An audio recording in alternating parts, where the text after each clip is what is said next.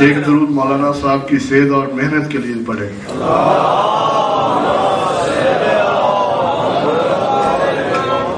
اب آپ کے سامنے خطیب آل محمد مولانا غمظفر عباس توسی آف انڈیا خطاب فرمائیں گے. اور تھوڑا تھوڑا مہربانی کر کے آگے ہو جائیں بچوں, آگے آگے ہو جائیں.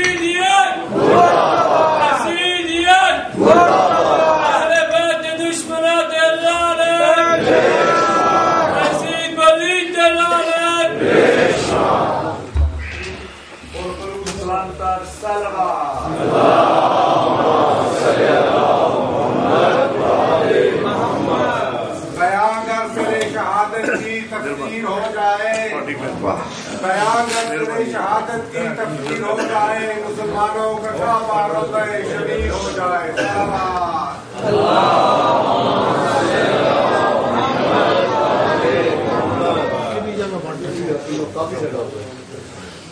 فاتحہ.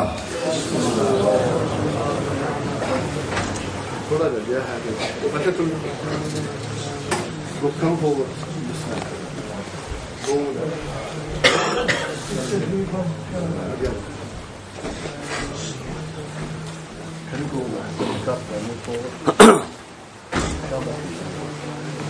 جا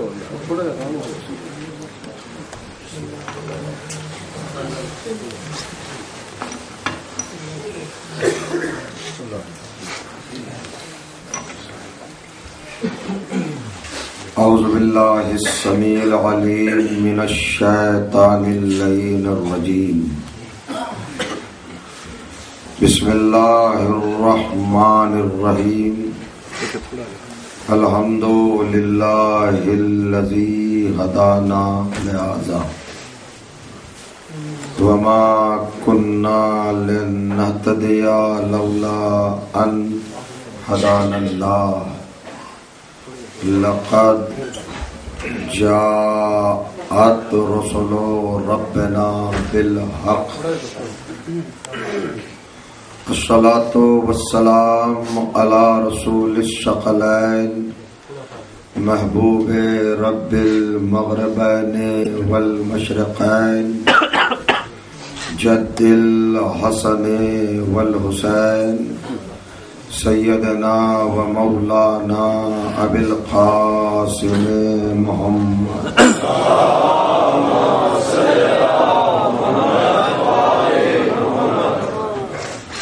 و اہل بیتہ الطیبین الطاہرین المعصومین المظلومین و اصحابہ المنتجبین ولعنۃ اللہ علی اعدائہم مجمعین من یومنا ھذا الی یوم الدین. اما بعد فقد قال سبحانہ وتعالی ماشاءاللہ بسم اللہ الرحمن الرحیم. لقد ارسلنا رسلنا بالبینات وانزلنا معهم الکتاب والمیزان ليقوم الناس بالقسط وأنزلنا الحديد فيه بأس شديد ومنافع للناس وليعلم الله من ينصره ورسله بالغيب إن الله قوي عزيز. صلوات. اللهم صل على محمد وآل محمد. بزرگان عزیز اور برادران ایمان، الحمدللہ ہم نے جس پاکیزہ اور مطہر عبادت کا آغاز 10 روز قبل کرنے کی سعادت حاصل کی تھی، آج اس سلسلے گفتگو کی 10ویں منزل کا آغاز کیا جا رہا ہے۔ ماشاءاللہ 9 روز تک مسلسل جو گزارشات، جو معروضات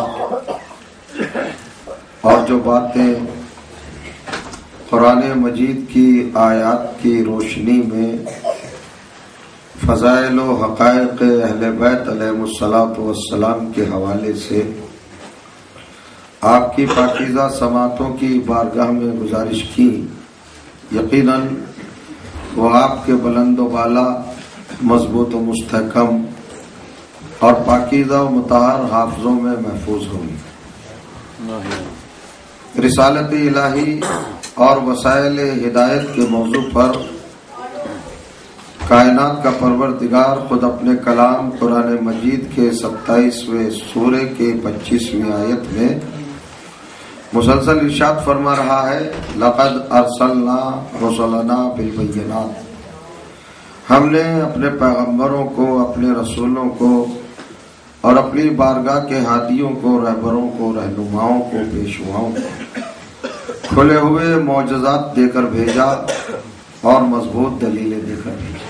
ماشاءاللہ اس کائنات کی ہدایت کے لیے، انسانوں کی ہدایت کے لیے، انسانوں کی گائیڈنس کے لیے، انسانوں کی نجات اور ان کی فلاح و بہبودی اور کامیابی کے لیے ہم نے جن معصوم رہبروں کو بھیجا، ان کی شان اور ان کی علامت یہ ہے اور پہچان یہ ہے کہ وہ معجزوں کے ساتھ آئے ہیں، وہ دلیلوں کے ساتھ آئے ہیں، وہ براہین کے ساتھ آئے ہیں، اور صرف معجزے ہی نہیں، انزلنا معہم الکتاب والمیزان، ہم نے ان کو 2 چیزیں اور دی ہیں، ایک کا نام کتاب ہے اور دوسری کا نام میزان ہے، اور یہ اس لیے کیا لیقوم الناس بالقسط کہ لوگ، انسان، زمانے والے افراد عدالت پہ قائم ہو جائیں، انصاف پہ قائم ہو جائیں اور سچائی پر قیام کریں، ظلم سے نفرت کرنے لگیں اور مظلوم کے طرفدار ہو جائیں۔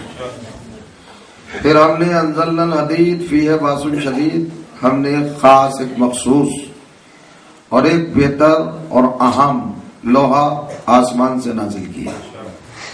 وہ لوہا اس شان کا ہے اور اس صفت کا ہے کہ وہ کافروں کے لیے بڑا سخت ہے اور مومنوں کے لیے اس میں بڑے فائدے ہیں، اور یہ لوہا ہم نے صرف اس لیے نازل کیا کہ ہمارا مقصد بس اتنا سا تھا کہ ہم زمانے کو شخصیت کا پتہ بتا دیں کہ جو غیب میں رہ کر اللہ کی بھی مدد کرتا رہا اور رسولوں کی بھی مدد کرتا رہا، اتنا بتانا تھا۔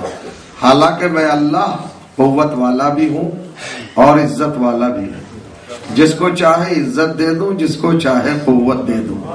ماشاءاللہ ماشاءاللہ آیات قرآنی کا ایک انداز ہے، ایک طرز ہے، ایک اسلوب ہے، ایک طریقہ ہے۔ لوگ کہتے ہیں کہ آیتیں سمجھ میں نہیں آتی، لیکن قرآن مجید کا معجزہ یہ ہے کہ اگر خلوص دل سے قرآن کے قریب آ جائیے تو قرآن خود باتیں کرنے لگتا ہے، قرآن خود گفتگو کرنے لگتا ہے اور قرآن خود کھل جاتا ہے۔ قرآن مجید کا مزاج عجیب و غریب ہے، صاحبان ایمان کے سامنے کھلتا ہے، منافقوں کے سامنے نہیں کھلتا۔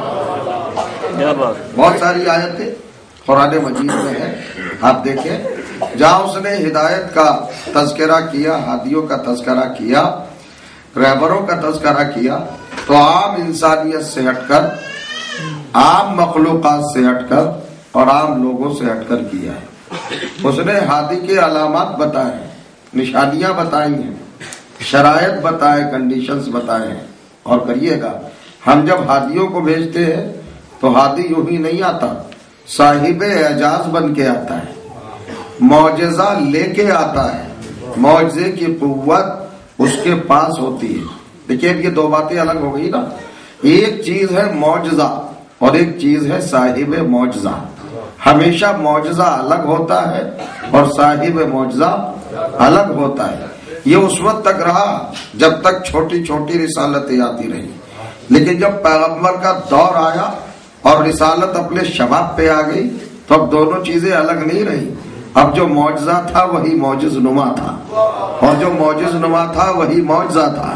اور کریے گا اب ذات ہی معجزہ بن گئی اور ذات ہی خود معجز نما بن گئی. اہل بیت رسول آل رسول یہ ساری کائنات سے ممتاز ہے، یہ ساری کائنات سے بلند سپیریئر اور اعلیٰ و ارفع ہے. یہ ساری کائنات کے مولا ہیں. اور جو چاہنا مولا کا مطلب جانتے ہیں نا، مولا کس کو کہتے ہیں، مولا کون ہوتا ہے؟ تو مولا کے معنی خود قرآن ہی نے بتائے. سورہ محمد آپ دیکھیے پڑھیے، سورہ احزاب 33واں سورہ قرآن مجید کا، اس کی 7ویں آیت، النبی اولا بکم من انفسکم. نبی کیا ہے؟ وہ اولا ہے تمہارے نفسوں پر تم سے زیادہ. جو حق رکھتا ہو وہ اولا اور مولا کہلاتا ہے. اور کریے گا تمہارا نفس تمہارے ہاتھ میں نہیں ہے، تمہارا نفس تمہارے کنٹرول میں نہیں ہے. تم اپنے نفس پر حق تصرف نہیں رکھتے، اور اگر رکھتے ہوتے تو پھر گناہوں کی اجازت مل جاتی، جو چاہے کرو. لیکن ایک وہ ہے جو ساری کائنات کے نفسوں پر حق رکھتا ہے. توجہ کریے گا، ہر ایک نفس پر مالک ہے، ہر ایک نفس کا مختار ہے. اولا بکم من انفسکم سنا آپ نے. اور کیا عجیب سی بات کہہ رہا ہے قرآن مجید، نبی کا اسٹیٹس بتا رہا ہے. لوگ کہتے کہ اطاعت کرو محمد رسول اللہ کا، یہ مانو وہ مانو. اللہ نے مطلب کہا جی نہیں، وہ خالی کچھ نہیں. اولا بکم من انفسکم، وہ تمہارے ساری کائنات کے نفس ملا کے ایک طرف رکھ دو، ان سب پہ جو حاکم ہے وہ نبی ہے.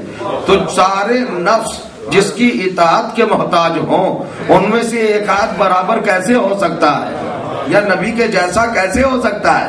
چل رہا ہے نا میرے ساتھ؟ اسے سارے نفسوں پر اللہ نے تصرف دیا ہے. اب یہ نفس کی بات ہے، جہاں تک نفس کی بات ہے تو سنیے. جب اللہ نے آدم کو پیدا کیا، فرشتوں سے سجدہ کرایا، کتنا پروسیجر کیا، کتنا کچھ کیا. پہلے سے ماحول ہموار کیا، اناؤنسمنٹ کیا، اعلان کیا، انتظار کیا، فرشتوں کی بزم میں اپنے منصوبے کو ڈکلیئر کیا.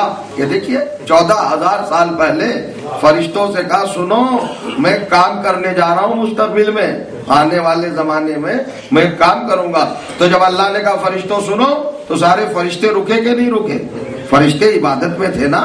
اللہ نے کہا یہ میرا پروگرام سن لو، تو سجدے والا سجدے کی حالت میں سن رہا تھا، رکوع والا رکوع کی حالت میں سن رہا تھا. نہیں سمجھ رہے آپ؟ قیام والا قیام کی حالت میں سن رہا تھا. یہ ہمارا آپ کا تو معاملہ ہے نہیں. اللہ کہہ رہا ہے فرشتوں سے سنو میں کیا بنانے والا ہوں، میں ایک خلیفہ بناؤں گا زمین پر، اپنا ایک نائب بناؤں گا، ایک اسسٹنٹ، ایک جانشین، ایک قائم مقام میں بناؤں گا. یہ بات فرشتوں سے کہی اللہ نے کہ میں بناؤں گا. اب بنائے گا نا، اچھا بنا دیا پھر کیا ہوگا؟ وہ ساری باتیں آپ جا کے پڑھیے گا. اتنا موقع نہیں ہوتا ہے چھوٹی سی مجلس میں کہ ساری باتیں بتائی جائیں. اللہ نے کہا میں بناؤں گا، اور جب بنایا تو اب دو باتیں، ایک بات فرشتوں پہ واجب اور ایک بات خود اس پہ واجب جسے بنایا. اور جو چاہ رہا ہوں دونوں پر دو واجب قرار دیے. فرشتوں کو کیا واجب قرار دیا کہ جب میں اس کو بنا لوں اور روح ڈال دوں تو سب سجدہ کرنا. فرشتوں پہ سجدہ واجب تھا. اور جب آدم بن گئے اور سجدہ ہو گیا تو اب قرآن پڑھو، سورہ بقرہ دوسرا سورہ اور 35 آئے، 35 نمبر آئے. ارشاد ہوا اذ قلنا یا آدم اسکن انت وزوجک الجنہ وکلا منہا رغدا حیث شئتما ولا تقربا هذه الشجرۃ فتکونا من الظالمین.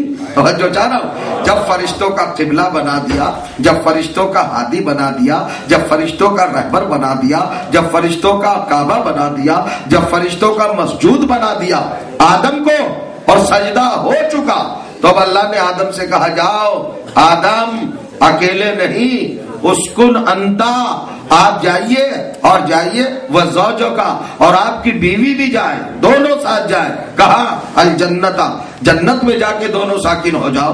حضرت آدم سے کیا کہا؟ متوجہ ہے نا؟ اللہ فرمایا اذ قلنا یا آدم اسکن انتا و زوجک الجنہ. ہم نے آدم سے کہا کہ آدم تم اور تمہاری بیوی اپنی زوجہ کے ساتھ، اپنی وائف کے ساتھ جاؤ جنت میں ساکن ہو جاؤ. شاید آپ متوجہ نہیں ہیں، آپ بیدار نہیں ہوئے ہیں. قرآن کوئی مذاق نہیں کرتا، یہ حوالے دیتا ہے. حضرت آدم سے کیا کہا؟ اسکن. اسکن بنا ہے سکون سے. سکون کے معنی ہے اسٹے کرنا، رکنا. توجہ چاہ رہا ہوں، قیام کرنا. اور کیجئے گا، اللہ نے کہا اسکن، جنت میں ساکن ہو جاؤ.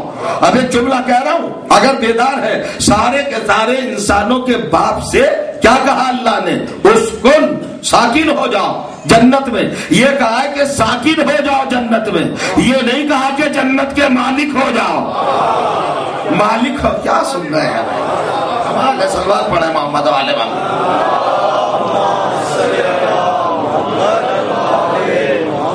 اتنی کمزور سلوات میں تو نہیں چلے گا کہ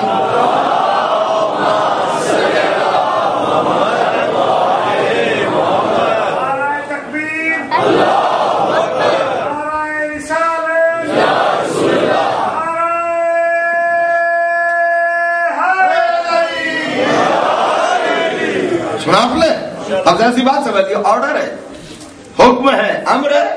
سکون کے معنی کیا ہے؟ رکنا، ٹکنا، مہمان بننا، ہے نا. اسٹے، نائٹ اسٹے، کون سے اسٹے ہوتے؟ اللہ نے کہا اسکن، ساکن ہو جاؤ آدم. تو اب آدم ساکن ہو گئے نا. آدم کو اللہ نے جنت کا ساکن بنایا، جنت کا مالک نہیں بنایا. کمال ہے. سارے نبیوں کا باپ، سارے رسولوں کا باپ، سارے خلیفاؤں کا باپ، سارے صحابیوں کا باپ، سارے انسانوں کا باپ، سارے رہبروں کا باپ، سارے ہادیوں کا باپ، سارے باپوں کا باپ. اور کریے کیا ہے عادت؟ یہ تو قرآن ہے نا بھائی، قرآن مجید ہے. اب میں کیا کروں؟ جیسا سننے کی عادت ڈالیے اور فکر کو اپنی آگے بڑھایا کیجئے. کیا کہنا چاہتا ہے قرآن؟ اتنے سارے اسٹیٹس قائم کرنے کے بعد، درجے قائم کرنے کے بعد، مقامات دینے کے بعد، حضرت آدم کے سامنے سب سے کہا سجدہ کرو ہے. اور کس سے کہا؟ جو خربوں برس کے پرانے سجدہ گزار تھے، عابد، ان سے کہا سجدہ کرو. جن کے سجدوں کی کوئی تعداد ہی نہیں تھی، ان سے کہا آدم کو سجدہ کرو. اور اس آدم سے کہا جس آدم نے ابھی تک خود ایک سجدہ نہیں کیا.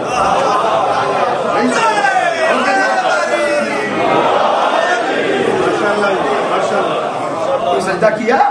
ابھی آدم نے کوئی سجدہ ہی نہیں کیا. اللہ نے یہ بغیر سجدہ کرائے ہوئے، بغیر نماز پڑھوائے، بغیر کچھ کرائے ہوئے آدم سے یوں لا کے رکھ دیا صاحب کہ لو یہ حجت ہے، اسے سجدہ کر لو. اس لیے سجدہ پہلے سے نہیں کرایا. اگر سجدہ کرا لیتا تو لوگ لکھ لیتے سجدوں کی وجہ سے محترم ہوئے تھے. نہیں سمجھ رہے آپ؟ عبادت کر کے محترم بنے تھے. اللہ نے کہا نہیں، ہاتھی جب سے پیدا ہوتے ہیں تبھی سے محترم ہوتا ہے. کرو سجدہ. اب کر لیا بھائی سجدہ، سب سے کرا دیا نا سجدہ، سب سے کرایا سجدہ. ایک اکڑ گیا، انہوں نے کہا میں نہیں کروں گا، میں نہیں کروں گا. اور آرگومنٹ جو پیش کیا ہے نا، اگر ہم ہوتے نا شیطان کے زمانے میں، اس پیریڈ میں جہاں وہ عدالت سجی تھی، جہاں وہ کورٹ لگا تھا، جہاں جسٹس ہو رہا تھا اور جہاں آرگومنٹ چل رہا تھا، اگر ہم سب ہوتے وہاں تو حیرت میں پڑ جاتے. دلیلیں بڑی مضبوط دی ہیں شیطان نے. سارے مسلمان شیطان کو خلیفۃ المسلمین مان لیتے. اتنی تکڑی دلیلیں ہیں شیطان کی. نہیں متوجہ نہیں ہوئے آپ؟ سارے مسلمان اگر وہاں ہوتے تو مطلق خلیفۃ المسلمین شیطان کو مان لیتے. آپ کیا کہہ رہے ہیں؟ آپ کیا کہہ رہے ہیں؟ اللہ نے کبھی سجدہ کیوں نہیں کیا؟ تو دو دلیلیں لایا ہے، ایک فلسفی کی بنیاد پر اور ایک لاجک کی بنیاد پر. فلسفہ کیا بیان کیا؟ دیکھ پروردگار، تو نے مجھے آگ سے پیدا کیا، آدم کو مٹی سے پیدا کیا. اب میں سجدہ اس لیے نہیں کر سکتا ہوں. یہ دیکھیں فلسفی کیا ہے. فلسفی جو بیان کر رہا ہے وہ کہہ رہا ہے کہ آدم کو تو نے مٹی سے بنایا اور مجھے آگ سے بنایا. کیا ہے فلسفی اس میں؟ فلسفی یہ ہے کہ مٹی لیجیے آپ ڈھیلا، اور جتنی آپ کے ہاتھ میں طاقت ہے، قوت ہے، اس کو پھینکیے. جہاں تک آپ کا زور ہوگا، پاور ہوگی، اس مٹی کو اچھالے گی. جہاں تک آپ کی فورس ہوگی، تو جو چاہ رہا ہوں پریشر ہوگا، وہیں تک جائے گی نا وہ مٹی. اور پھر کیا ہوگا؟ اس مٹی کا حشر پھر آ جائے گی اپنی طرف. مٹی کے مزاج میں ہے پستی، इनके सारी। अच्छा, आग जलाइए आप, आग लाइटर लिया आपने और आग जलाना चाहिए, जैसे ही आग जलाई आपने फौरन कोई चीज ढक दी तो दब तो गई आग, लेकिन अगर वो चीज हटाइए तो आग ऊपर जाएगी। तो आग के मिजाज में है बुलंदी, जमीन के मिजाज में है पस्ती। क्या फलसफा लाया है निकाल के, क्या फलसफा लाया है शैतान निकाल के कि मैं नहीं करूंगा सजदा, आदम पस्त है मैं बुलंद हूँ, पस्त के सामने बुलंद को नहीं झुकना चाहिए। ये बात शैतान के समझ में आ गई, मुसलमानों के समझ में नहीं आई। पस्त के सामने नहीं झुकूंगा कि मैं बुलंद हूं, आग से बना हूं और ये मिट्टी से बना है। एक दलील। अब दूसरी दलील सुनिए, वो बड़ी मजबूत है। यदि परवरदिगार तूने पहले दिन जब वाजिब कर दिया कि गैरुल्लाह को सजदा न करना, सजदा अल्लाह को वाजिब, अल्लाह के गैर को सजदा हराम, आदम अल्लाह नहीं गैरुल्लाह है, तो लिहाजा परवरदिगार सजदा हराम। यह है सबसे पहली खता इज्तिहादी।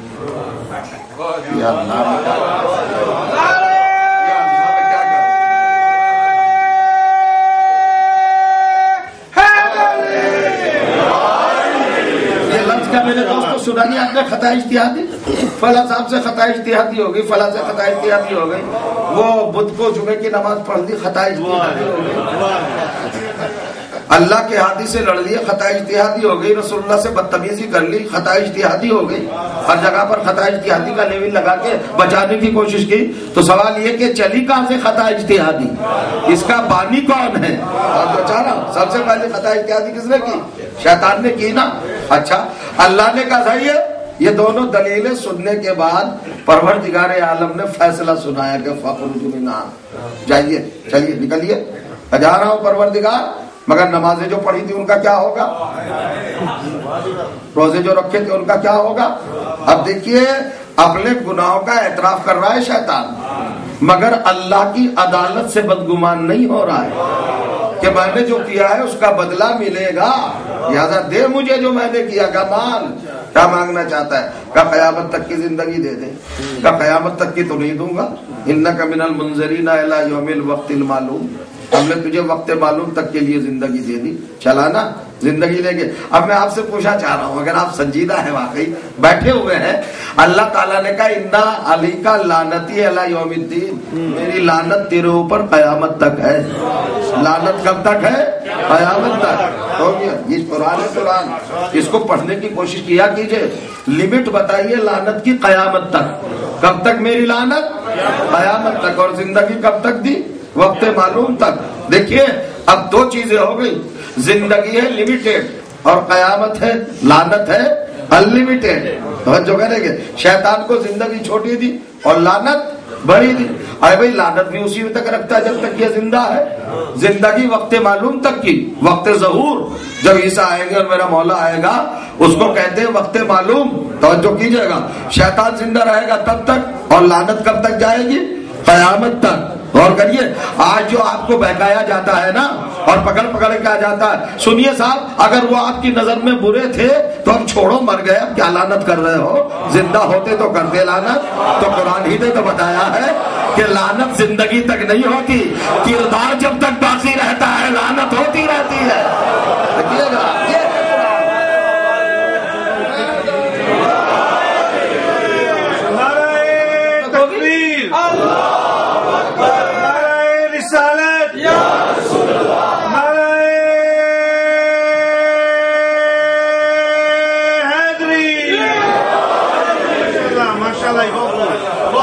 ये छोटी छोटी बात है, इनको जरा सा आप ध्यान में रख लीजिए, सुन लीजिए। अल्लाह ने अब शैतान से एक जुमला कहा, निकल यहाँ से, निकल जा। मैं ये पूछना चाहता हूँ कि परवरदिगार ने उसका इज्तिहाद कबूल क्यों नहीं किया? भाई इज्तिहाद किया था, शैतान ने किया था कि नहीं इज्तिहाद? आओ भैया एक साथ आ जाओ, किस सुबह आ जाओ, सबसे बाद में आते और सबसे आगे आते।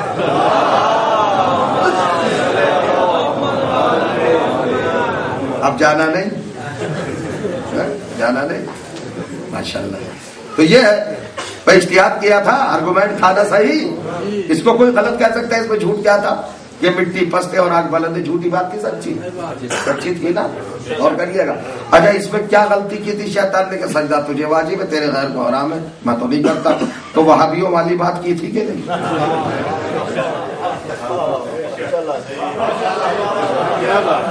جو آج وہابی کہہ رہا ہے کہ بس اللہ کو سجدہ ہو غیر اللہ کا نہ ہو، اس کو سب سے پہلے کس نے ایشو بنایا ہے؟ شیطان نہیں بنایا ہے نا. تو دونوں باتیں تو صحیح کہہ رہا تھا. ایک بات جس کو ہم بھی کہتے ہیں صحیح تھی، ایک بات جس کو وہابی کہتے ہیں صحیح تھی. پھر اللہ سے کیوں نہیں لڑتے صاحب کہ کیوں نکالا اس کو، مردود کیوں بنایا، ملعون کیوں بنایا؟ اصل میں سمجھنے کی بات ہے. بات اس کا آرگومنٹ صحیح ہو یا نہ ہو، مگر اس سے جو فالٹ ہوا، اس سے فالٹ ہوا کہ وہ ایک عقیدے کا بانی بننا چاہ رہا تھا. اور معلوم ہے وہ عقیدہ کیا ڈالنا چاہ رہا تھا؟ اس نے دو چیزوں کو سامنے رکھا. سنیے، ایک ذات اور ایک بات. شیطان یہ کہنا چاہ رہا تھا دنیا سے کہ بس ذات کو مانو، بات کو نہ مانو.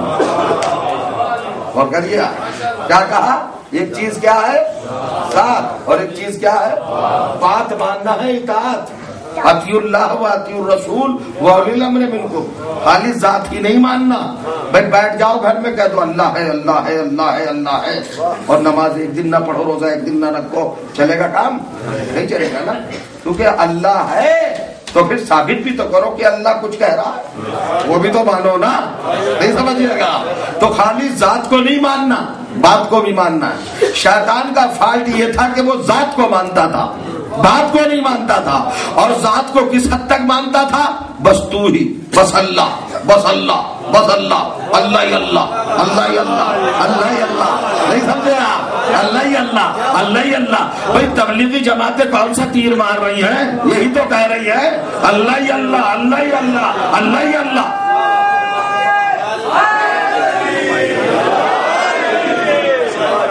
یہ کام تو شیطان پہلے ہی کر کے چلا گیا. اللہ ہی اللہ، بس اللہ، اللہ کے علاوہ کسی اور کو نہ ماننا ہے نا. یہ قرآن ہے، میری طرف سے تھوڑی. اللہ نے کہا نکل. میری ذات کو مانتا ہے اور بات کو کتنا مضبوط مانتا تھا، یعنی اللہ کو اس حد تک اکیلا اور واحد مانتا تھا. اب پتہ نہیں میرا لفظ سمجھے گے کہ نہیں. بہت بڑا توحیدیہ تھا، اتنا توحید میں گھسا ہوا تھا کہ اس کو بالکل یہ گوارا نہیں تھا کہ اگر اللہ بھی غیر اللہ کو کہے تو میں نہیں مانوں گا. جس حد تک اللہ کو مانتا تھا کہ بس تجھے مانوں گا، تیری ذات کو مانوں گا، تیری بات کو نہیں مانوں گا. تو جو چاہ رہا ہوں، اب دو باتیں آ گئی، ایک ذات اور ایک بات. ذات کا نام ہے لا الہ الا اللہ، اور بات کا نام ہے اس جدول ملائکہ. سمجھ لی دونوں آئے تھے قرآن میں. ذات کیا ہے اللہ کی؟ لا الہ الا اللہ. بات کیا ہے اللہ کی؟ اسجد، سجدہ کر آدم کو. تو شیطان نے دو میں سے ایک لیا. غور کریں گے آپ، جب دو چیزیں واجب ہوں اور ان میں سے ایک لینے پر تیار ہو جائے تو سمجھ لینا انسان نہیں ہے، شیطان ہے.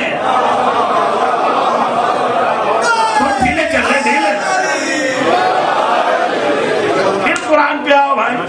معاملہ آخری وقت کے جھگڑے کا نہیں ہے کہ رسول نے یہ کیا وہ کیا وہ کیا اور یہ ہوا وہ ہوا. یہ بات کی بات نہیں ہے. میں تو پہلے ہی دن بحث کر رہا ہوں. اللہ نے دو باتیں سامنے رکھی، لا الہ الا اللہ اور اسجدوا للملائکہ.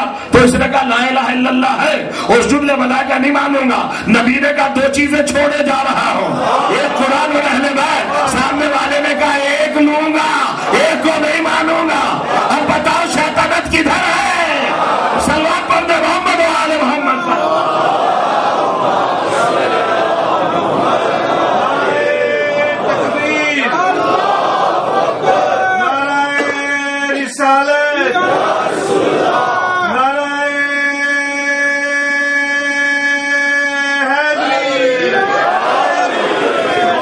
اس کو بھی آپ ریجیکٹ کر سکتے ہیں، ہے نا. اس کو بھی آپ ریجیکٹ کر سکتے ہیں کہ صاحب آپ بات کچھ کہہ رہے تھے، آپ نے دلیل کچھ تھی. ذات اور بات کی گفتگو تھی کہ شیطان ذات کو مارتا تھا، بات کو نہیں. تو یہاں تو رسول کی یہ دونوں باتیں تھی کہ دو چیزیں چھوڑے جانا ہو. ان دو میں سے ایک نہیں لیے کہ یہ ذات کو تو لیا، محمد رسول اللہ تو مانا. تو چلو پھر چلو رسول اللہ کا، چلو یہ کمرے کی بات ہے، گھر کی بات ہے، یہ سمجھ میں نہیں آئے میدان میں سمجھا دیتا ہوں. اور کریے گا.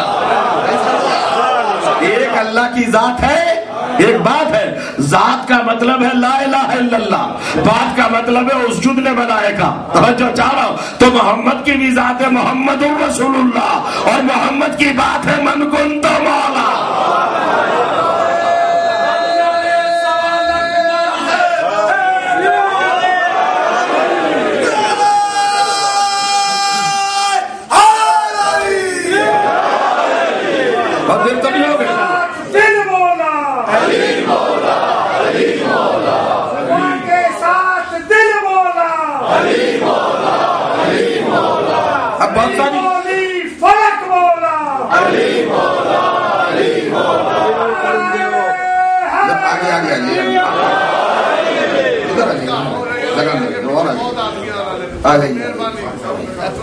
سلوات پڑھے محمد والے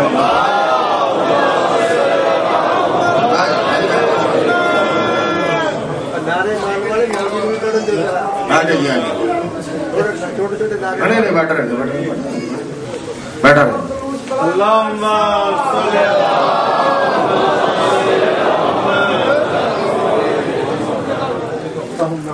اب محفوظ کیجئے گا بات کو جو کہنے جا رہا ہوں. شیطان سے غلطی کیا ہوئی کہ اس نے اللہ کی ذات کو مانا اور اللہ کی بات کو نہیں مانا. یہ تو تھا معاملہ شیطان کا. اللہ نے بھی آدم سے ایک بات کہی. چلیے قرآن ہے یہ مذاق نہیں. یا آدم اسکن انتا وزوجک الجنہ، جاؤ دونوں جنت میں رہو، ساکن بن جاؤ. میں بار بار کیوں کہہ رہا ہوں بھائی، ذرا کچھ ذہنوں کو بڑھائیے. آدم سے کہہ رہا ہے کہ ساکن بن، مالک نہیں. قرآن تمہیں بتانا چاہتا ہے کہ جب سب کا باپ جنت کا مالک نہیں، جو سب کا باپ ہے جب وہ جنت کا مالک نہیں، تو میں ایک بات پوچھنا چاہتا ہوں، اب جس کو اللہ جنت کا مالک بنائے گا وہ آدم سے چھوٹا ہوگا یا بڑا ہوگا؟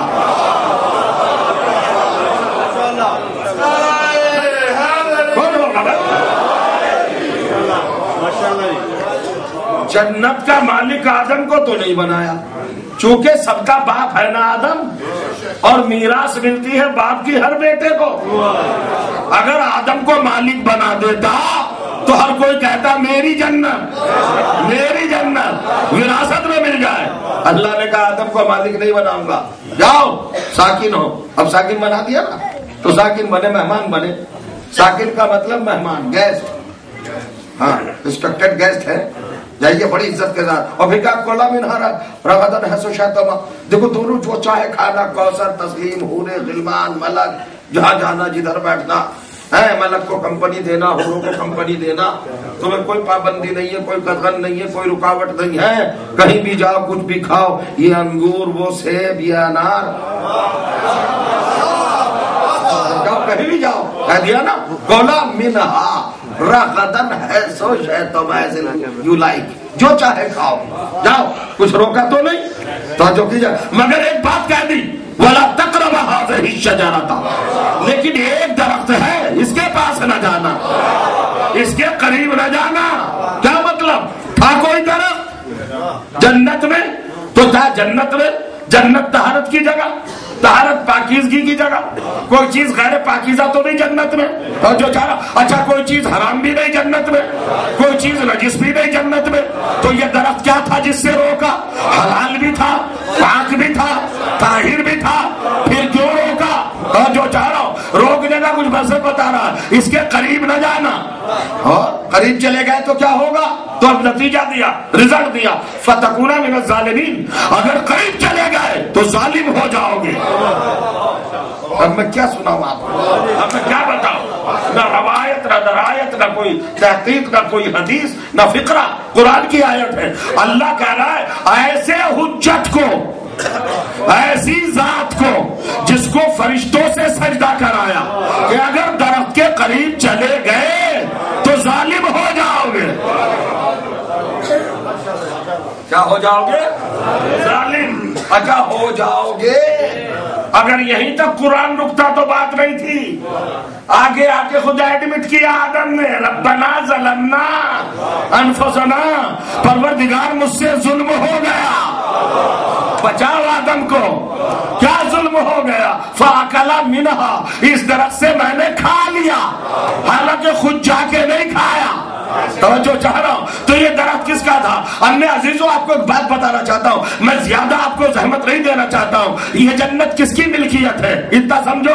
एक आयत का रेफरेंस दूंगा बस, सूरह दहर 76वां सूरा 76 आयत नंबर 12 इरशाद हुआ, वजज़ाहुम बिमा सबरू जन्नतम व हरीरा। ए फातिमा, आपने और आपके घर वालों ने जो सब्र करके रोटियां दी है, हमने उसके बदले में तुम्हारे नाम पर जन्नत को मिल्कियत में लिख दिया। क्या सुन रहे हैं?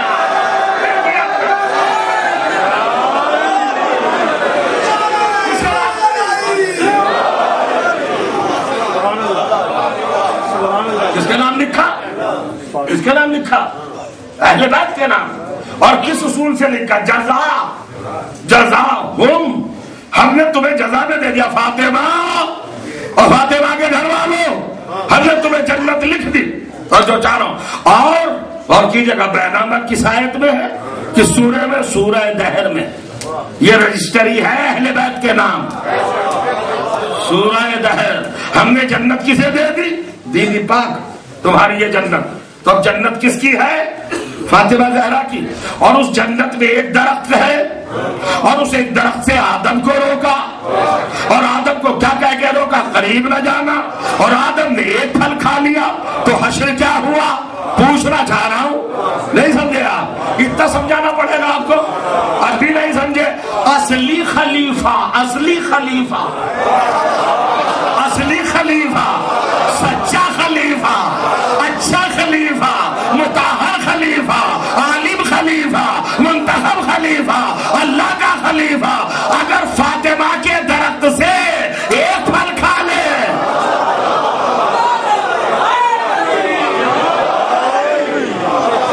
अब आपकी मर्जी, आप जाने या न जाने। आलिम इल्म लदुन्नी, मस्जूद मलाइका, खलीफतुल्लाह, मासूम, मुताहर, पाकीज़ा, आलिम इल्म अस्मा, सब कुछ है ना। इतना बड़ा होकर अल्लाह ने कहा ये फल न खाना, दरख्त के करीब न जाना, और पूरी जन्नत है फातिमा की। फातिमा की जन्नत में से एक दरख्त का एक फल खाया तो 1 मिनट के लिए न रह सका, जन्नत में न रह सका। अब भी समझ में नहीं आया? फातिमा के बाग के फल से, दरख्त से जो एक फल खा ले उसका तो ये हश्र हो, और जो फातिमा का पूरा बाग खा ले उसके बारे में क्या ख्याल है?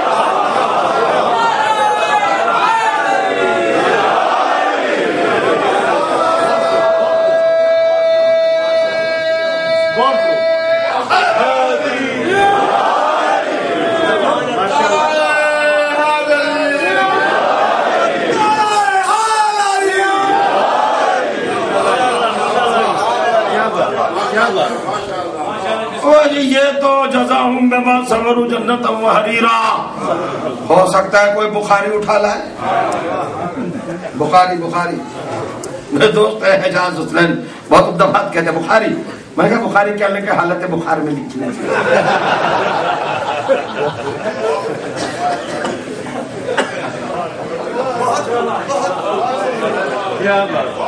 अगर कोई उठा के दिया है, इसमें तो नहीं लिखी है बात कि अहले बैत को अल्लाह ने जन्नत दे दी। चलो नहीं लिखी होगी तो अब अल्लाह पर बताना वाजिब है ना। तो आदम है जन्नत के साकिन, मेहमान। अब आपको तलाश करना है जन्नत का मालिक। तो कैसे पता चले मालिक कौन है? मैं आया हूं ना यहाँ पर, 10 दिन हो गए। 10 दिन रोका, अपनी बड़ी खिदमत, बड़ी तवाज़ो और बहुत मेहरबानी, बड़ी मोहब्बत, बड़ा प्यार। नाइट लॉज पे रमजान भाई के यहाँ, रियाज भाई के यहाँ मैं रुका हुआ हूँ, वहां पर बड़ी खिदमत की आपने। मौलाना साहब ये लीजिए, ये लीजिए, ये लीजिए, ये बिस्तर उम्दा, ये टीवी भी है, ये फ्रिज भी है, ये सारी चीजें रखी हुई हैं, आपने मुझे दे दिया है ना, रूम बहुत अच्छा। और जब वो रूम दिया, अब मैं जाने लगा यहाँ से, मैं गाड़ी बुलाइए, ठीक है। उन्होंने कहा टीवी रखिए गाड़ी में।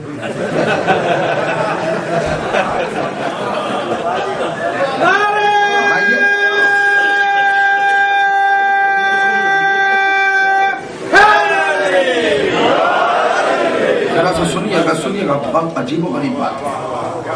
ये जरा सा बिस्तर उठा लीजिए और ये फ्रिज भी रख दीजिए और ये सारी चीजें रख दीजिए गाड़ी में। रखा करेंगे मौलाना आप ये सब रख के? मैंने कहा साथ ले जाऊंगा। क्यों? आप ने तो मुझे दिया था, ये सब है कमरा अमरा सब। नहीं आप नहीं जानती, यह है मेहमान खाना, यहाँ आप जब तक रहे इस्तेमाल कर सकते हैं, ले जा नहीं सकते। खत्म हो गई बात। मेहमान का हक बस इतना है, जब तक रहे, रहने की मुद्दत है, जब तक वो है उसके कर रहा है, उसकी लिमिट है, उस वक्त तक यूज कर सकता है, इस्तेमाल कर सकता है, साथ ले जा नहीं सकता। ठीक है साहब मैं तो नहीं ले गया, अगर जबरदस्ती करूं तो बहुत कुछ होगा आगे बढ़ के, चलिए भी छोड़ा, नहीं ले जा सका मैं। लेकिन रमजान साहब जाने लगे, रियाज साहब जाने लगे लंदन, और इन्होंने बड़ी गाड़ी मंगाई और बहुत बड़ी गाड़ी में जितना सामान था सब लादने लगे। अब कोई नहीं रोकता आके। मैंने कहा ये क्या हुआ? ये तो लंदन जा रहा है सामान। कहो रमजान साहब खुद लंदन में है ना यार, लंदन में है ना, वहीं बैठे हैं, वहीं मंगा रहे सामान। तो अब कोई नहीं रोकता। क्यों? ये है होटल के मालिक, मैं था होटल का साकिन, मैं रुका था आकर, ये मालिक है, तो साकिन को हक नहीं है कि चीज ले जाए, मालिक जहां हो वहां ले जाए। पर अब दो बातें सुन लो, कुरान में लिखी है, जब हजरत आदम और हव्वा जन्नत से आने लगे तो अल्लाह ने कहा जा रहे हो? हाँ परवरदिगार। कहा तो लिबास यहीं का यहीं छोड़ जाओ। नहीं समझे आप? इस्तेमाल करने का हक है, साथ नहीं ले जा सकते। लेकिन जो जन्नत के मालिक थे वो मदीने में बैठे रहे और जन्नत से लिबास बनवाते रहे।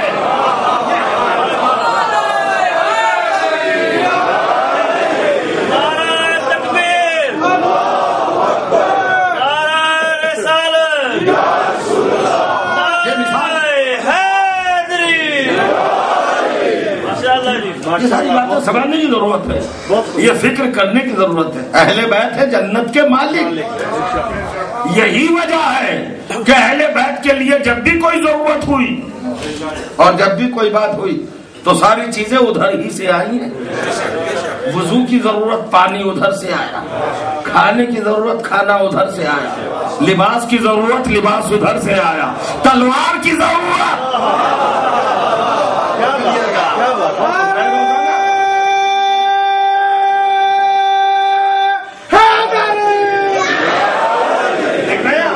हर एक चीज उधर से आ रही है ना। होगा लिबास आया, आज तो हसैन की तारीफ कर रहे हैं, लिबास आया, ईद के दिन लिबास आया, 2 लिबास आए हसन हुसैन के लिए, है रवायत में आपने भी सुना है ना। जी आप तो रवायत पढ़ रहे, कुरान में दिखाइए कहाँ है कि लिबास आया। सुनिए अब कुरान से पूछ रहे हैं लिबास आया, कुरान में क्या लिखा है कि लिबास आया? तो अगर कुरान में लिखा हो तो हम मानने के लिए हम अहले बैत की फजीलत रवायात की बैसाखियों पे कायम नहीं करते। जो करें किसी की गढ़ी हुई रवायत के मोहताज नहीं है। अहले बैत का कुरान में क्या लिखा है लिबास आया? अगर दिखा दिया तो मान लोगे कि लिबास आया? कहीं कहाँ लिखा है? सुनिएगा, लिखा है कुरान में। अरे भाई पढ़ो तो कुरान, तभी तो तुमने पढ़ाई का है कुरान, और अगर पढ़ा भी है तो नुक्ता छोड़ के पढ़ा है। नहीं आता जब विलायत में सरशार होके पढ़ाई नहीं, जब विलायत की नजर से पढ़ाई नहीं, तो समझ में क्या है कुरान का? कुरान में क्या लिखा है लिबास आया? अरे ना लिखा हो तो फिर मानने का फायदा क्या है? हसन और हुसैन के लिए लिबास आया। देखिए मेरी बातों को आप चाहे अहमियत दे या ना दे, मगर मैं कुरान बता रहा हूँ। आपने आज तक रवायत सुनी है ना कि लिबास आया हसैन के लिए, कुरान में क्या लिखा है? तो अब मैं रिफरेंस देने चला हूँ, पढ़िएगा। सूरह आराफ 7वां सूरा और गालिबन 17वीं आयत या 29 नहीं 17वीं आयत है शायद, आप पढ़िएगा। आयत में मैं कंफ्यूज हूँ, आप पढ़ लीजिएगा, मगर ये श्योर हूँ कि वो सूरह आराफ है और 7वां सूरा है। आयत पढ़िए, इरशाद हुआ या बनी आदमा कद अंज़लल्लाहु इलैकुम लिबासा, ये आदम के मखसूस बेटो हमने तुम पे लिबास नाजिल किया। तो ये मखसूस के आदम के मखसूस बेटे कौन है जिन पर लिबास नाजिल किया, जबकि आदम तो खुद बेलिबास के आया। पूछना चाहा है ना कुरान में तज़किरा कि हमने लिबास नाजिल किया। अब आप नाजिल का मतलब समझते तो उछलते, अगर आपकी समझ में आता ये मामला तो आप अपनी जगह पे थोड़ा ही बैठते।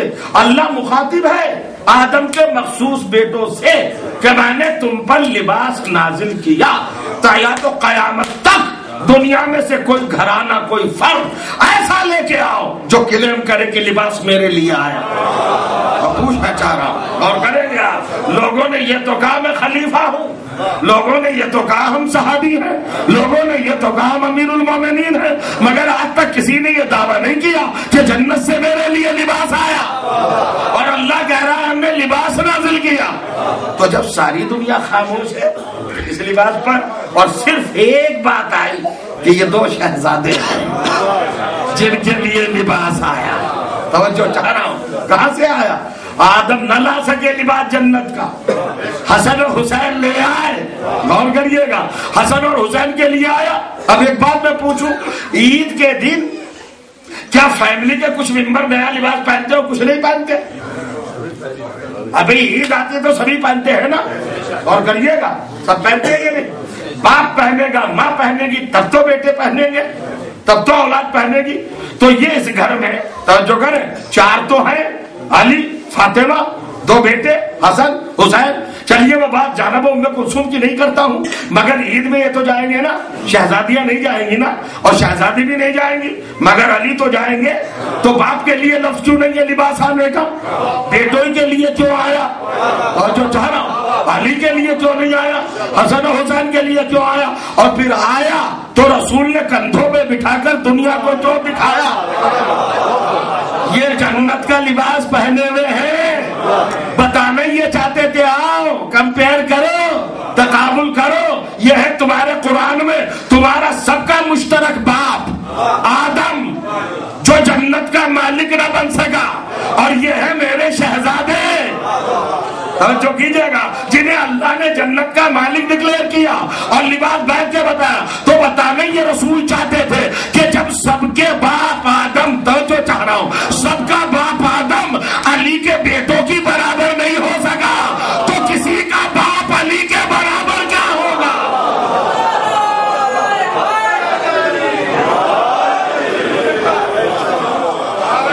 بڑی گہری گہری باتیں ہیں.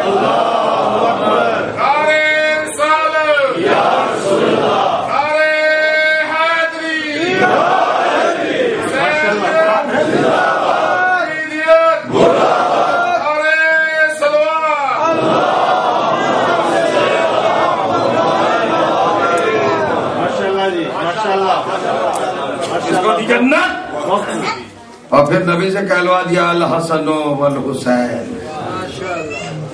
سیدہ شباب اہل الجنہ. سیدہ شباب اہل الجنہ. اس روایت کو بھی مولوی لوگ صحیح سے نہیں پڑھ پاتے, نہ ترجمہ کر پاتے, نہ آپ کو سمجھا پاتے. آپ بھی کنفیوز ہیں آج تک. آیت نہیں ہے, یہ رسول اللہ کی زبان کی نکلی ہوئی روایت ہے. اور کیوں ہے روایت, اس کا بھی پس منظر اگر بتاؤں تو حیرت ہوگی آپ کو. میں کسی حدیث کو حدیث جب تک نہیں مانتا جب تک قرآن کی آیت اس کی تائید نہ کر دے. آپ تو کچھ بھی کہہ سکتے ہیں بھائی رسول کے لیے یہ کہا ہوگا, تو آیت بتائے گی نا مجھے کہا ہوگا. سنیے ہوا کیا. اب قرآن مجید میں ایک واقعہ ہے, ذرا سرسری سن لیجئے. سورہ آل عمران, تیسرا سورہ, قرآن مجید کا تیسرا سورہ, اور غالباً 35ویں آیت. ارشاد ہوتا ہے اذ قالت امرأۃ عمران رب انی نذرت لک ما فی بطنی محررا. ختم ہو گئی بات. اب آپ کو جاگنا پڑے گا, چونکہ یہ باتیں اتنی اہم ہیں کہ یوں ہی نہیں دی جا سکتی. لیجیے اہم امپورٹنٹ ہے, یوں ہی نہیں. حضرت عمران کی بیوی قالت امرأۃ عمران, عمران کی بیوی نے کہا, کیا کہا؟ رب انی نذرت لک ما فی بطنی محررا. کھولو دل کو معرفت کی, تو پھر لطف آئے گا. پڑھے لکھے لوگوں سے کہہ رہا ہوں جو قرآن بہت پڑھتے ہیں, ان سے کہہ رہا ہوں وہ سنیں, اور ان کے ذریعے سے میرے نوجوان سنیں. یہ جناب مریم کی ماں کا واقعہ ہے, حضرت حنا جو حضرت عمران کی وائف ہے. وہ اللہ کی بارگاہ میں دعا کر رہی ہیں، رب انی نظر تو لکا، پروردگار میں نظر کر رہی ہوں. کہاں نظر کر رہی ہوں؟ لکا، تیرے لیے. کیا نظر کر رہی ہوں؟ ما فی بطنی، جو بچہ میرے شکم میں ہے وہ نظر کر رہی ہوں. حضرت عیسیٰ کی ماں ہے مریم کی ماں ہے حنا. حضرت عیسیٰ میں اور رسول میں 550 سال کا فاصلہ، تو حنا کا واقعہ تو اور پہلے ہوا ہوگا. وہ پہلے میں ایک نظر مانی گئی، اس نظر کے واقعے کو اللہ نے قرآن میں لکھ دیا تاکہ زمانہ سمجھ لے کہ یہ نظر و نیاز شیعوں کا عقیدہ بنایا ہوا نہیں ہے. یہ نظر و نیاز جو ہوتی ہے یہ شیعہ نہیں بناتے عقیدہ، یہ قرآن میں پہلے ہی سے چلا آ رہا ہے. یہ مریم کی ماں نے نظر مانی تھی، اور نظر مانی تھی تو کیا کہہ کے مانی تھی؟ پروردگار جو میرے پیٹ میں ہے وہ تیری بارگاہ میں نظر. اب کہہ رہا ہوں ماں نے اتنی زحمت کیوں دی ہے آپ کو؟ لفظ ماں ہے ماں، اس کو کہتے ہیں عربک لینگویج میں گرامیٹک طور پر مائے موصولہ. یعنی کیا مطلب؟ جو کچھ میرے پیٹ میں ہے، آئی ڈونٹ نو، جانتی نہیں کیا ہے، مگر جو ہے. جہاں کیفیت مشتبہ ہو، کلیئر نہ ہو، وہاں پر مائے موصولہ بولا جاتا ہے. یعنی مریم کی ماں کو پتا نہیں تھا شکم میں بیٹا ہے یا بیٹی. توجہ چاہنا، ختم ہو گئی بات. اب آپ جھومے نہ تو میں کیا کروں؟ اگر آپ اپنی سچائی کو نہ مانے تو میں کیا کروں؟ یہ ہے قرآن کی مہر مریم کی ماں کے علم پر اور کردار پر کہ ماں کو خود پتا نہیں میرے پیٹ میں کیا ہے، اور اگر پتا ہوتا تو کہتی یہ بیٹا یا بیٹی. نہ بیٹا کہا نہ بیٹی کہا، بلکہ مشتبہ کا جو کچھ ہے ماں، جو کچھ ہے میرے پیٹ میں وہ تجھے نظر. ابھی نہیں جاگے، ابھی نہیں بیدار ہوئے مسلمانوں. یہ ہے تمہارے قرآن کی تعریف، جہاں معصوموں کی ماں کہہ رہی ہے مجھے نہیں پتا میرے پیٹ میں کیا ہے، مگر جب علی کی ماں کعبے کے قریب آئی. نہیں جاگے بھائی، نہیں سننا چاہتے ہیں آپ؟ ایسے ولایت نہیں سنی جاتی. لگتا ہے دل زندہ نندہ نہیں ہے، ضمیر زندہ نہیں ہے. ارے قرآن کی حقیقت ہے بھائی. مریم کی ماں کہہ رہی ہے مجھے نہیں پتا میرے پیٹ میں کیا ہے، اور جب علی کی ماں کعبے کے پاس آئی تو کعبے کی دیوار کو پکڑ کر، پردے کو پکڑ کر کیا کہا؟ اللہم بحق ھذا المولود الذی، پروردگار تجھے میرے بیٹے کا واسطہ.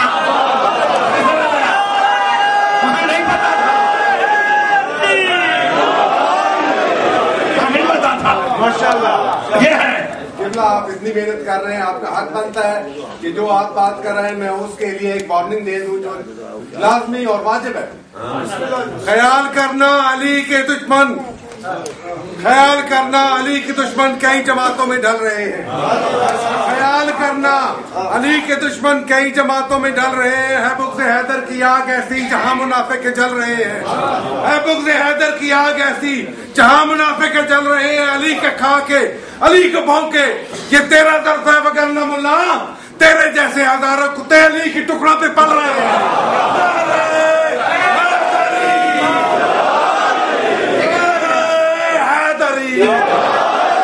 دشمنان اہل بیت لعنت.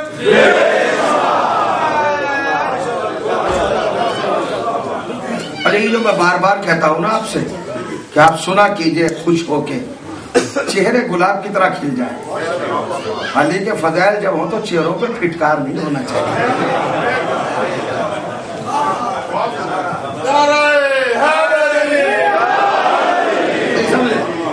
علی کی ولایت کا ذکر، اہل بیت کی ولایت کا ذکر، یہ غازائے چہرہ حیات ہے.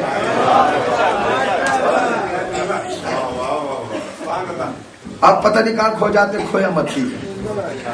میں چاہتا یہ ہوں کہ آپ سمجھ لیں کہ اہل بیت کیا ہے، تاکہ پھر وقت ضائع نہ کرنا پڑے کہ بھائی نماز پڑھو، روزہ رکھو، حج کرو، زکات کہنے کی ضرورت ہی نہیں. پھر اہل بیت والے بن جائیں گے تو خود ہی کریں گے. یہ جتنے بھی لوگ اپنا بات کر رہے ہیں نا بھائی نماز پڑھو، ایک بھی نہیں پڑھے گا، کیونکہ تم نے بتایا ہی نہیں نماز کیا ہے، تم نے بتایا ہی نہیں نماز کس کی امانت ہے، تم نے بتایا ہی نہیں نماز قبول کیسے ہوگی۔ تو جب یہی نہیں بتاتے تو کہاں پڑھوا لو گے قوم کو نماز؟ غور کریے گا، روزہ رکھو جی بے عمل ہو رہی، یہ قوم یہ ہو رہی، 1400 سال سے مولوی سمجھا رہا ہے لیکن قوم کو نہیں سمجھا پایا۔ میں قوم سے کہتا ہوں کہ یہ مولویوں کو سمجھانا شروع کر دیں۔ اچھا خواہ کا اختلاف اور یہ کنٹراڈکشن اور ٹکراؤ اور تصادم اہل بیت اور نماز میں، پہلی بات تو یہ کہ جب کوئی پڑھتا جی نماز نہیں پڑھتے لوگ، آپ کو کیا پتہ نہیں پڑھتے؟ یہ بدگمانی، یہ کیا ہے؟ بدگمانی، سوء ظن۔ غور کریے گا۔ اچھا ساری دار شب داری کی صاحب ماتم کیا، صاحب ماتمیوں نے اور صبح کی نماز نہیں پڑھی، آپ کو کیا پتہ پڑھی یا نہیں پڑھی؟ آپ تو جا کے سو گئے تھے، آپ نے رات بھر ماتم کیا تھا ماتمیوں کے ساتھ، جو آپ نے صبح کو فتویٰ پھینک دیا کہ نماز نہیں پڑھی کسی نے۔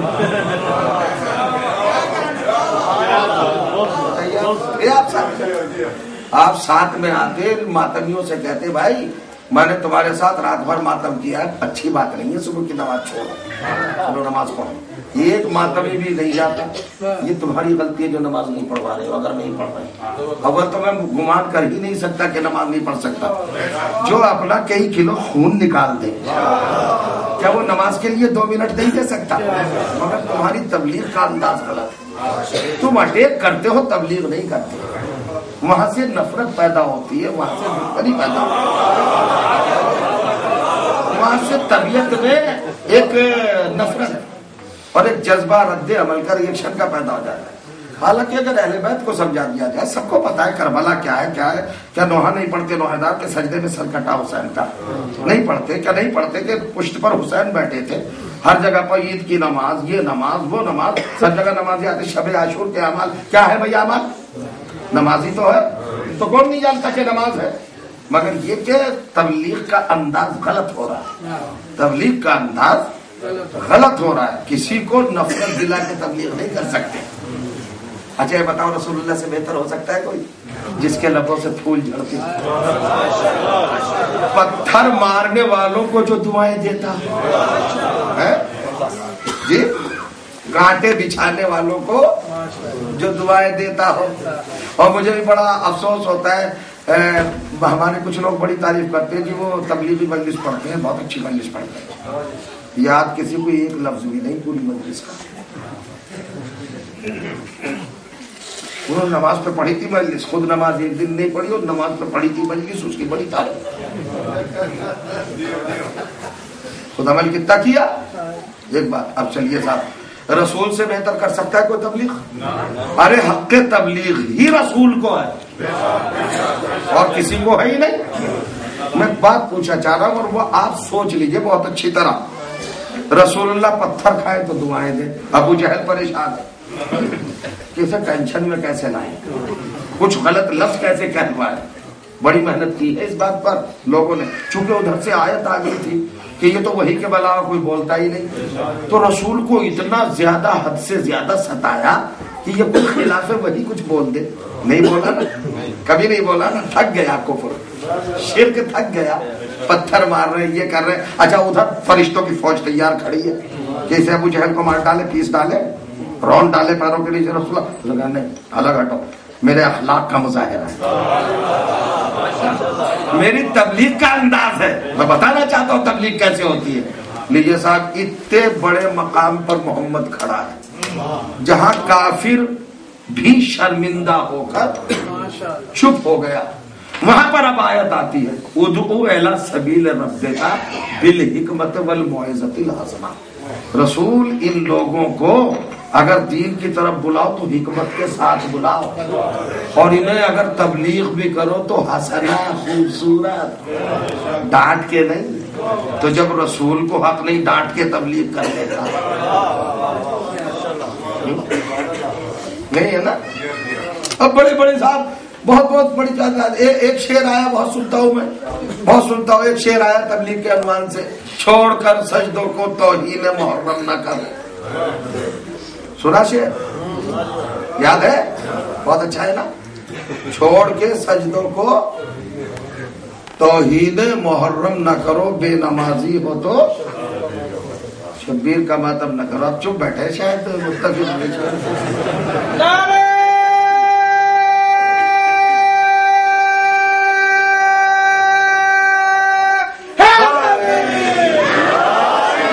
دیکھیں میری بھی ذمہ داری ہے نا، میں ممبر پہ ہوں آپ کے سامنے، مجھے بھی کچھ بتانا ہے نا، مجھے بھی سمجھانا ہے.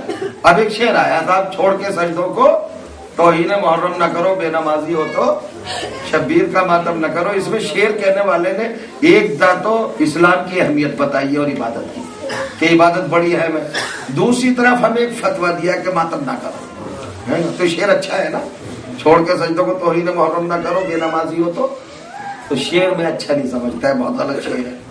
صاحب کیوں غلط شعر ہے؟ پہلی بات تو کہ پہلے ہی سے بے نمازی بھی ہے، ایک کام کرتے تو وہ بھی چھڑوا دے، کچھ رہی نہیں ہمارے پاس.